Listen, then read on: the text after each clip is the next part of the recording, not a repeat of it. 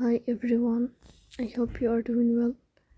Today we'll talk about how to fix or how to solve the problem of features on Suno app. You click on settings.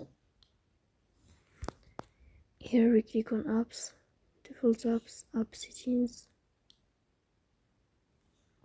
Then we'll search about Suno app and we click on this application.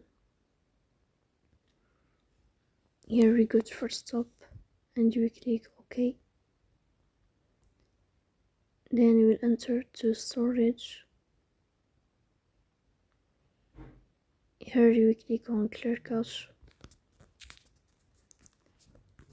Then you will turn off your Wi-Fi and you will turn on your Wi-Fi again to fix that problem. So please don't forget to press that bell icon and subscribe. See you next time.